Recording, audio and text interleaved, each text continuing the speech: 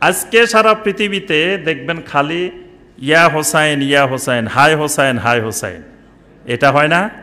High Hasan নাই। High Hasan শুনছেন কোনো জায়গায়? তা হাসান রাদিয়াল্লাহু তাআলা আনহু তো শহীদ হয়েছেন নাকি? হাসান রাদিয়াল্লাহু তাআলা আনহু শহীদ হয়েছেন না? তা হাই হাসান হয় না। হাই ওমর হয় না। হাই ওসমান হয় না। হাই আলী হয় না। হয় কোনটা? খালি হাই হোসাইন। কারণ কি?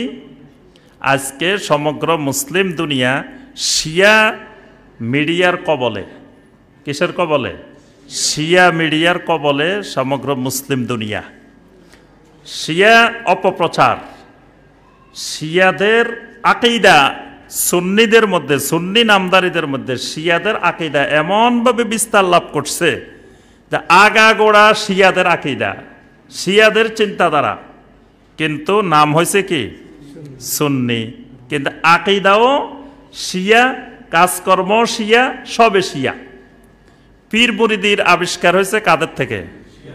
শিয়াদের থেকে। এটার গোড়া শিয়া। এটা শব্দগুলো দেখবেন ফার্সি সব, এটার থিওরি সব ফার্সি, তরিকা সব ফার্সি, আগাগোড়া সব ফার্সি। এটা ইরান থেকে আসছে। তো সুন্নিদের মধ্যে এটা এখন শিয়াদের চাইতেও আরো বেশি বিস্তার লাভ করছে। শিয়ারা আপনার মুআবিয়া রাদিয়াল্লাহু তাআলা আনহুকে কি মুসলিম মনে করে না কাফের মনে করে? শিয়ারা মুআবিয়া রাদিয়াল্লাহু তাআলা আনহুকে গালি দেয়।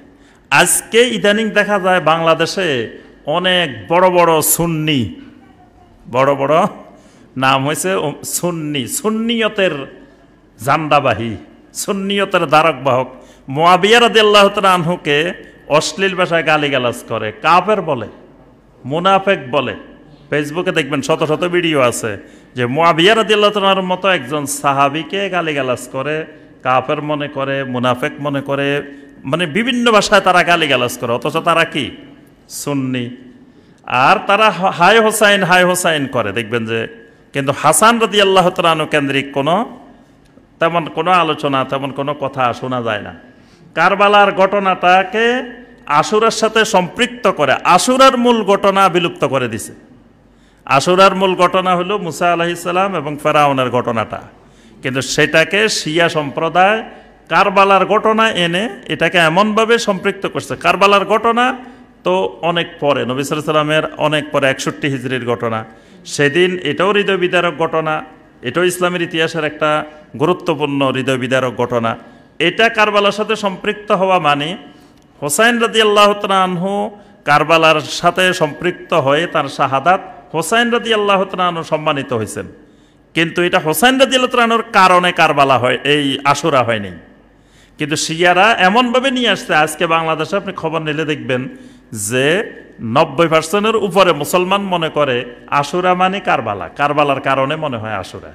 তাহলে শিয়া মিডিয়া কত শক্তিশালী যে একটা মূল ঘটনাকে চাপা দিয়ে আরেকটা ঘটনা সেখানে প্রতিষ্ঠিত করে ফেলছে। বাংলাদেশে যত নাম রাখে, নামের শেষে হাসান, হোসাইন, আলী, এই নাম দেখবেন যে সবচেয়ে বেশি। প্রত্যেক নামের শেষে হয় হাসান, না হয় হোসাইন, না হয় আলী, এরকম যুক্ত থাকে। অন্যগুলা কিন্তু তেমন যুক্ত থাকে না। তাহলে এইগুলো সব শিয়া প্রভাব। তো আপনার এই হোসাইন রাদিয়াল্লাহু তাআলা আনহুর স্ত্রী ইরানি বংশোদ্ভূত, হোসাইন রাদিয়াল্লাহু তাআলা আনহুর স্ত্রী ইরানি বংশোদ্ভূত। এবং শিয়াদের যেই 12 জন ইমাম, এই ইমামগুলো শিয়াদের সবাই এই হোসাইন রাদিয়াল্লাহু তাআলা আনহুর যে স্ত্রী ইরানি বংশোদ্ভূত, ওই স্ত্রীর গড়ের, ওই বংশের। এই জন্য তারা হোসাইন রাদিয়াল্লাহু তাআলা আনহুর প্রতি তাদের ওই রক্তের টানের কারণে, রক্ত সম্পর্কের কারণে তারা হোসাইন রাদিয়াল্লাহু তাআলা আনহু এবং ওই যে তাদের ইমামদের এই সিলসিলার কারণে তারা সবসময় হোসাইন করে, হাসান করে না। তা আমি যে কথাটা বলতেছিলাম যে ইমাম মাহদী যে আসবেন, তিনি হাসান রাদিয়াল্লাহু তাআলা আনহুর বংশ থেকে আসবেন। তাহলে যারা হাই হোসেন করে তারা সেদিন দেখা যাবে যে তাদের দলের না হওয়ার কারণে তারা সেদিন সেই ইমাম মাহাদির সাথে মিলতে পারবে না।